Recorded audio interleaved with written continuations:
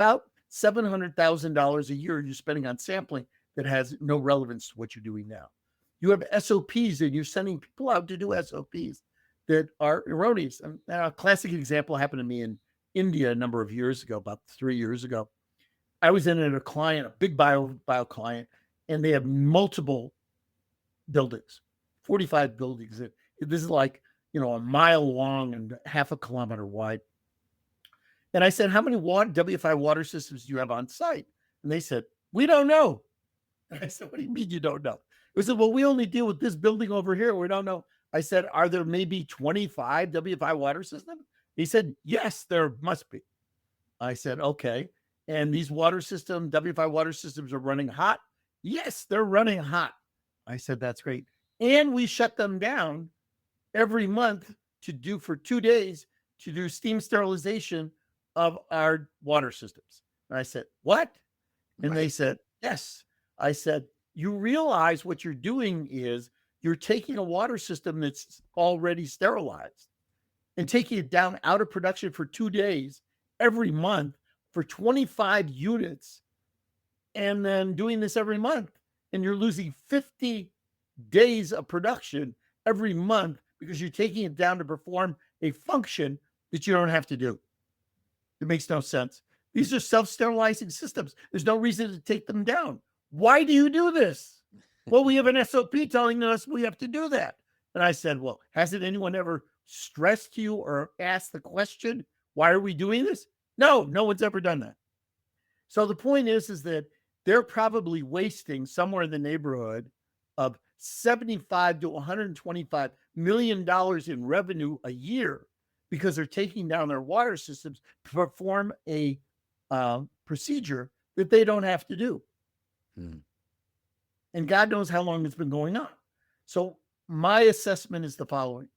Why did this happen? Maybe 20 years ago, there was an issue with a water system. So they took the water system down. They said, in order to bring that water system back up, what we have to do is steam sterilize it. So they did that for a single incident, and it became rote and it became ingrained in some kind of an SOP, and it just went on from there. Wow. This is as absurd as this sounds. This is not unusual at all. And I one time in the industry about, a year ago, I put in a note on on broadcast, and I said, anyone who hires me, if I can't save you $500,000 a year in operating costs in order to show what's going on when you hire me, you don't have to pay my bill. No one's ever taken me up on it. Yeah. Well, it's a good thing to have, and a great bit of proof as well.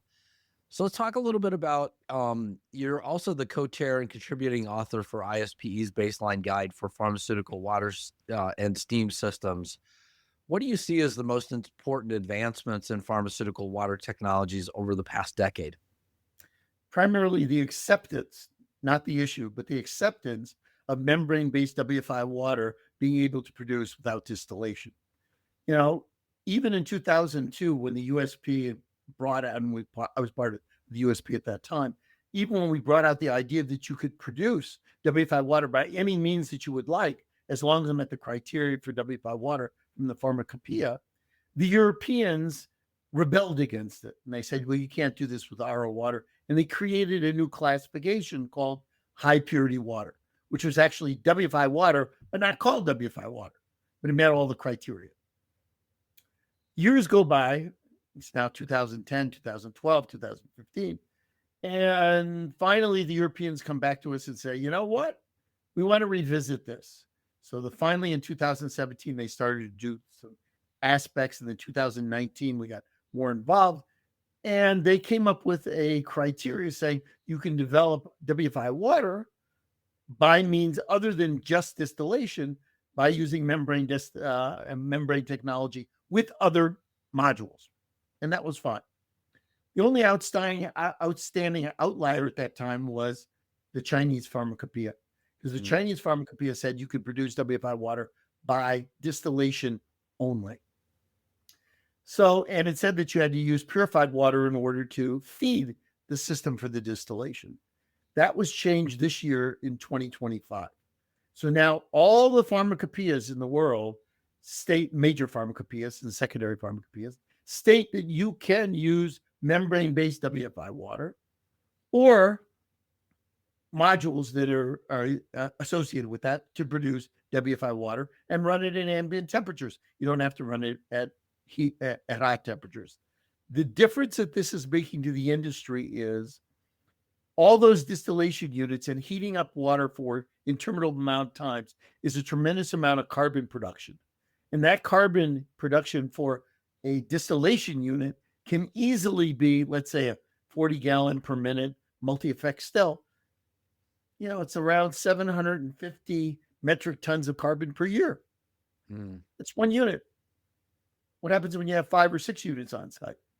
So the idea here is through the membrane-based technology, we can actually reduce the carbon footprint to zero.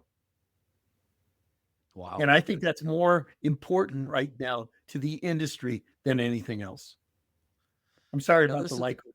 It's no problem. So this is a sideline sort of question because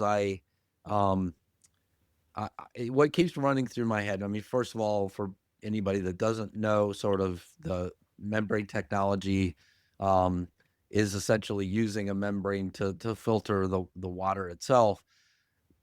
What I guess I would question in part of that, and I always wondered this whenever I've had RO systems of my own, whenever an RO system rejects a certain amount of that water, it seems to be doing it based on percentage, not necessarily on the purity of the water. It rejects the impurities that are in the water at that time. The cleaner the water that's fed to the RO, the less amount of reject there's going to be. But there's always going to be the reject and the concentration in that reject.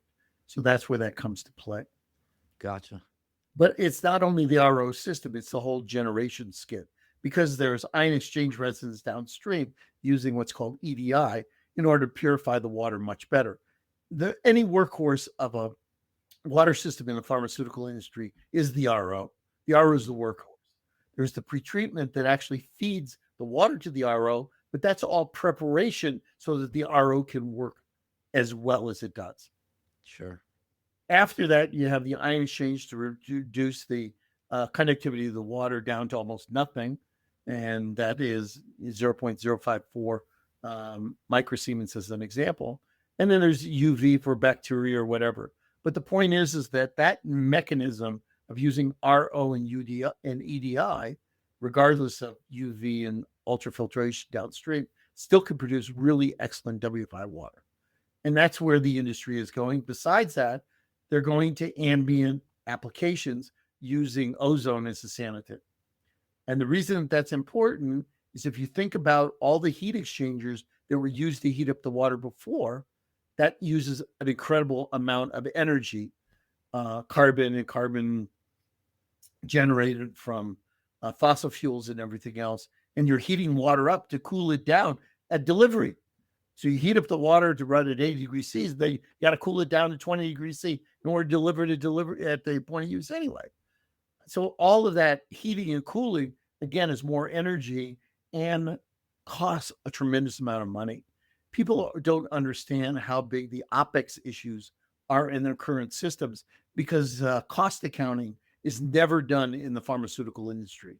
You can't ask someone to say, how much does this cost? Because it's all a black hole. They don't know about how much the heat exchangers are and how many BTUs and the cooling and this and that. That's why someone like me comes in and I can say, yeah, I can give you the total amount of cost this is. And oh, by the way, to upgrade your system, the ROI is only 6 months or 4 months because you've never done cost accounting on what it really costs you now on your current operational issues. And that's one of the most disconcerting things in the biopharmaceutical industry is that there is no cost accounting and people really don't know how much things really cost in order to produce product. Gotcha.